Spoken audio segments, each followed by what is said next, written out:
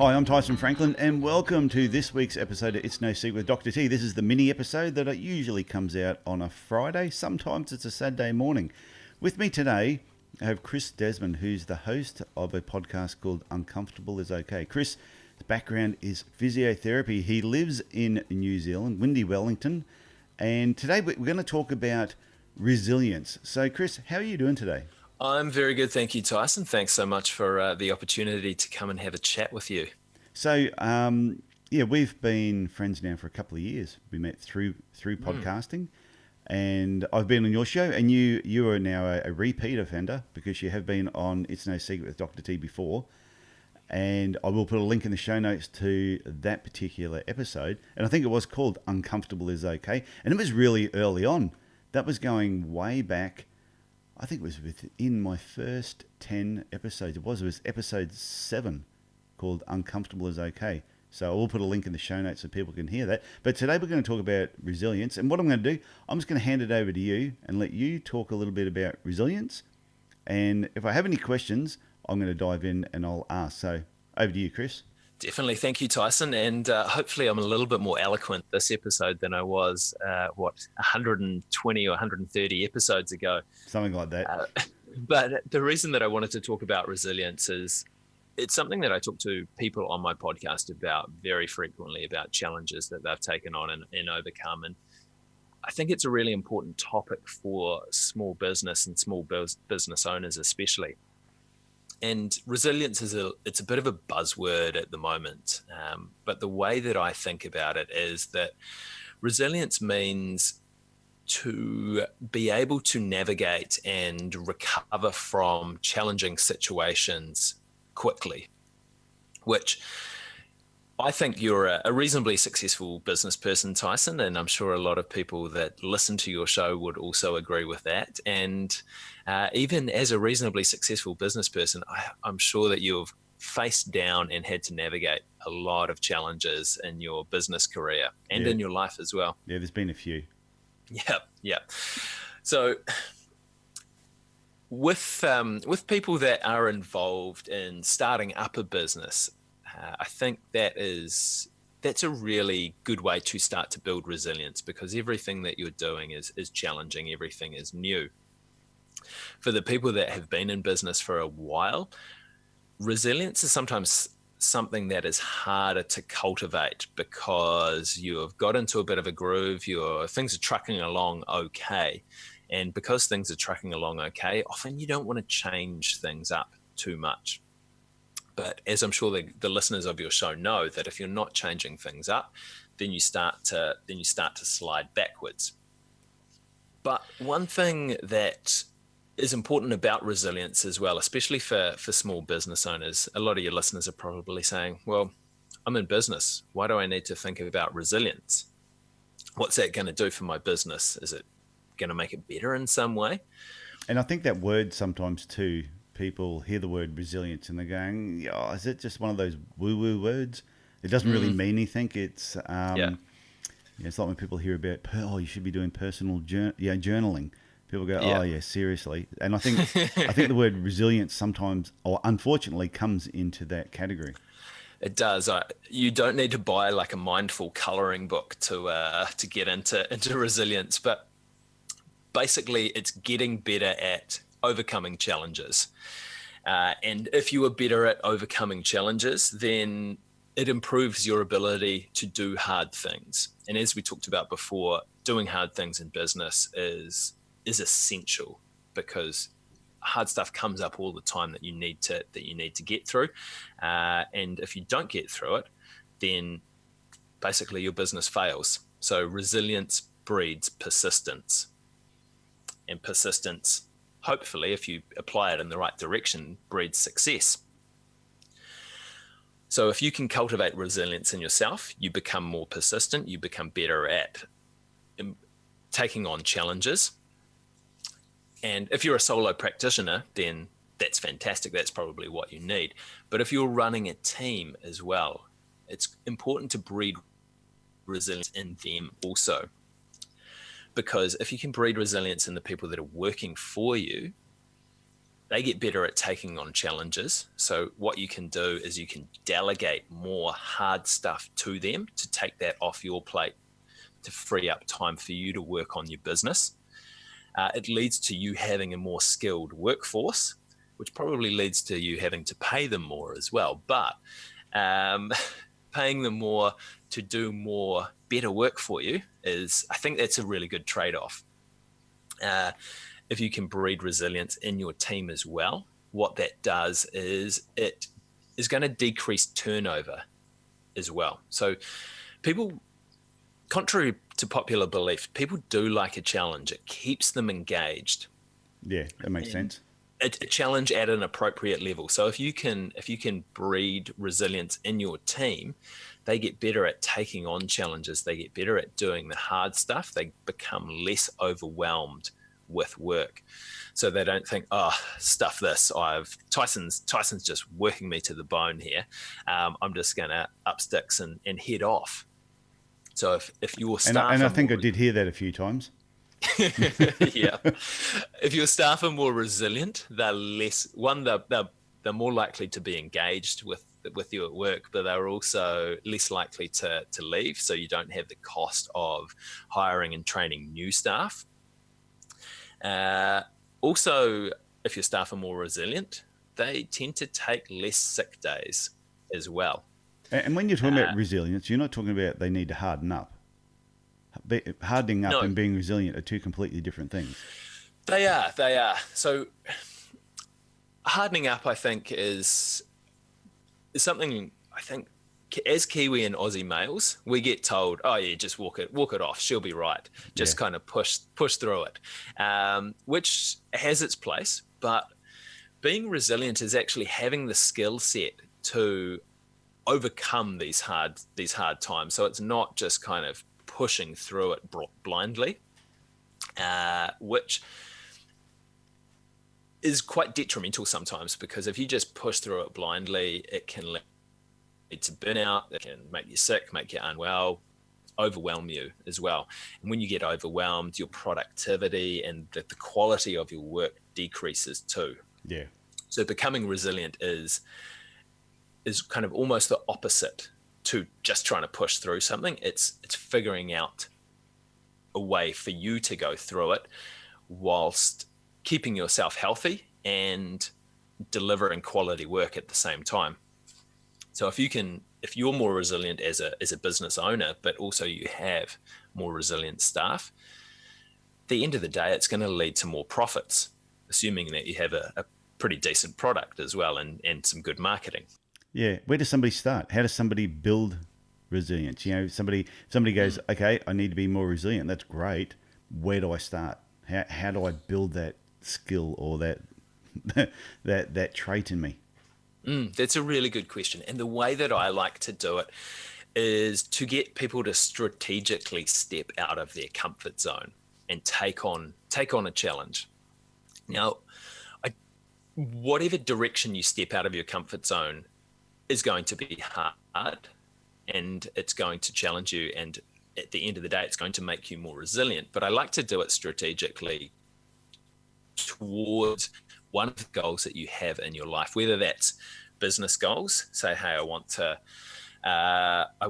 learn these new skills in business. So a really good way would be to pick, okay, cool. What I want to do is I want to go and go to this networking event that I hate networking. It's outside of my comfort zone. I'm going to go and do it because I'm going to meet people that will hopefully get me to this level. But also you can do it. There's a lot of crossover in regards to resilience as well, that you can do it in other areas of your life that are going to feed back into your business. So for example, say with your walking challenge that you said, all right, I want to do 365 days of walking, which is a big goal. But the first step was to get out of your comfort zone and go for that first walk, listen to the podcast, write down your notes. And I know that you didn't video the first one, but that happened a little further down the track. Oh no, the first walk, I videotaped the first walk. Oh, did you? Yeah, right from day dot. I said I'm going to shoot a video that was really real. I said, oh, and I remember shooting the first video and looking at it going, I feel like a complete dill. Mm. And it wasn't so much even just doing the video and how did I see myself and how did I feel. It was like me walking down the street holding a video camera out in front of me or my phone, no matter where I was in the world, and people looking at me going, and I'm concerned, what are people thinking of me walking down the road holding a video, and I'm talking about a podcast I've just listened to, and they're thinking, who is this crazy man?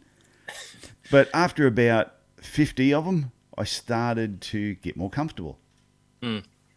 So yeah, you're building the resilience muscles there, is in that you're learning how to deal with that situation without all of this kind of negative input coming in to you as well. So that first step is picking a direction to strategically get out of your comfort zone that's going to take you towards an area that you want to go to. The second thing that I tell people is that you want to do it progressively as well. So it's like with any physical training, is that you don't go out and run a marathon after sitting on the couch for 6 years. No. That you need to build things up. So you want to pick something that is just outside your comfort zone to start with, that you know, hey, this is going to stretch me a little bit and I'm going to have to learn some new skills, but it's not going to overwhelm me. It's not going to break me. And some people can jump right outside of their comfort zone to start with and have it be okay, but they're definitely the minority. So for people to successfully build resilience, I always find that working at it progressively, thinking about it like you would think about physical training, is that, hey, I need to do a little bit more each time and just consolidate on top of my last wins and build my confidence, is the most successful way to build resilience. So they're two great strategies of building resilience. But the hard part comes when the going gets tough, is that you can set the direction, you can start to get progressively more uncomfortable, but sooner or later, stuff is going to get really, really hard. And when things get really, really hard, it's quite easy for us to quit and quite easy for us to give up. So another thing that I work with people on is really trying to understand why they're doing what they're doing. Because if you don't know why you're doing what you're doing and things get hard, then you're going to stop. Yeah, it makes sense. So you need to be really, really clear on why it is you're doing what you're doing. And I get people to ask themselves a few questions in this area just to try and help get some clarity around that. The first one is, how is what I'm doing going to get me closer to the person that I want to become? The second is, how is what I'm doing going to get me closer to what I want to achieve in life? And the third one is, how is what I'm doing going to help those people around me, especially the ones that I care about? So the first two create some internal accountability to us and set up some internal motivation. And the third one really creates that external accountability that, hey, what I'm doing here, it's hard, but I'm doing it for these other people that I love as well. Because as most of us know, it's relatively easy to let ourselves down. It's less easy to let ourselves down if we have that internal motivation, but it's quite hard to let someone else down, especially someone else that you love. So if you know what you're doing is going to benefit someone that you love, your partner, your kids, your parents, then when stuff gets tough, it's easier to push through and easier to carry on and keep going. And probably the fourth big thing in regards to building resilience is to cultivate a community around you as well that's going to support you and lift you up. And I'm sure a lot of your listeners will have heard that you're the average of the 5 people that you hang around with. Yeah. And if you're hanging around people that drag you back down and saying, "Oh no, that's too hard. You shouldn't do that. Stop doing that," then it's really hard to build your resilience muscles, and that's challenging if some of those people that you love are the people that pull you back down. So it's about cultivating a community of other people that are going to help you out positively, whether that is, say, for me and you, Tyson, hopefully giving each other some good podcast advice occasionally. Hey, I'm trying this. Just listen to your episode. It was really good. Maybe you should try this. Or whether it is someone that has some other skill set that you are looking for, that you want to help you out in some way, whether it's someone that just makes some great muffins, and you come home and they know you've had a tough day, and all of a sudden there's some nice warm muffins there waiting for you, just to say, hey, it's okay. And sometimes it's someone that can just give you a bit of a hug and say, keep going, you're doing well. Yeah, and I think sometimes it takes time to find that group of 5 people, or the people that you actually associate with. Because I know when I first started in business and when I had a different idea of what I was going to do for my podiatry clinic, because the group of people I hung around with at the time, none of them were business people, none of them were positive. So it was really weird. I don't know why I did it. I used to ask everybody, I'm thinking of doing this. And if all my friends told me not to do it, it was a silly idea, I'd do it. Because I realized, well, none of you are where I want to be. So I'm not going to take your advice. So if you all told me it was a great idea, I probably wouldn't do it. So, but then as the years went on and I started identifying the difference between who, I used to class them as mud crabs, who's trying to pull you back down into the bucket. That's why if you ever have mud crabs, you don't need to put a lid on the bucket, because as soon as the mud crab looks like it's about to get out, the other mud crabs will pull it back in. So I used to refer to them sometimes as mud crabs. But then over time I'd start meeting people who I would be talking to them and they would be giving me positive advice and they'd be lifting me up. And if I wasn't feeling the best, they'd find the right words to make me feel better.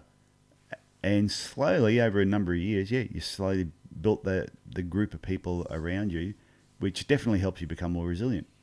Exactly. And you'll find as well, Tyson, that you get different things from each person in your community as well. Is that some people you'll rely on for advice around a certain topic, or for muffins, for example, that you'll know who to go to in your community after a while about a certain topic, and you take their advice on that, but you might not take it on something else. So it's having kind of some diversity in your community as well, and that, as you see, that takes time, but so does building resilience, because we're doing it slowly and progressively so that we don't overwhelm ourselves. So they're kind of the big 4 things that I work with people on around resilience. It's about putting it in context for your situation as well. There's a lot of other strategies and things that you can apply also. But if you start off thinking about those 4 big things, then you've definitely made a decent start. You're partway on the journey to building your resilience muscles and building the resilience muscles of your team. No, and I think this time of year that's a perfect message for everybody, because everyone starts the new year with, I'm going to set these resolutions and I'm going to achieve this year: weight, finances, family, friends. They've got all these goals that they're going to set. And it's around that February, March when all of a sudden, the wheels have started falling off, gotten a bit wobbly. May not have followed the advice that you were going to do. You haven't connected with your family or gone on those weekend getaways that you were going to do every Sunday. And life starts catching up to you. So I think that is a absolute perfect message that people need to hear now, and just get out of that comfort zone just a little bit. So I just want to tell people again that Chris Desmond has a podcast called Uncomfortable is Okay. Definitely worth checking out. So many people that have so many uncomfortable stories that they openly share with you, which is sometimes just shakes your head thinking, wow, I don't know if I would have got through that myself. So Chris, I want to thank you for coming back on to It's No Secret with Dr. T. Is there other ways that people can connect with you? Yeah, it's been my pleasure, Tyson. Probably best way for your listeners is to reach out to me either on LinkedIn, Chris Desmond on LinkedIn there, or on Facebook, Uncomfortable is okay. What I've done is I've also put together a little bit of a worksheet for people to help to start to build their resilience muscles as well. So if your listeners wanted to head over to uncomfortableisokay.com, they can grab the worksheet. It's just a quick sort of 5 or 10 minute one that just helps you get clear about planning out how to build your resilience muscles. Okay, I think that is fantastic. Chris, thank you very much for coming back on the show. Thanks, Tyson. Well, I hope you enjoyed listening to Chris Desmond today from the Uncomfortable is Okay podcast. And I think it's really important to remember that you've got to build your resilience muscle over a period of time. It's not going to be something that's going to happen overnight. Just like exercise, it takes time, or just like starting a marathon. You're not going to get off the couch and just go and do a marathon. You've got to build up to it. So you've got to do the same thing with resilience. So before I go, just want to mention that I do have another podcast called the Podiatry Legends Podcast. Now, even if you're not a podiatrist, I think you'll get something out of listening to some of the stories of how some of these podiatrists got into podiatry, what they've learnt by being a podiatrist, and how they've applied it to the business. And I think it's really important to step outside what you normally listen to and try and learn from other professions. There's nothing better than cross-learning. Okay, that's it from me. Look after yourself, look after your family, and I will talk to you again next week. Bye for now.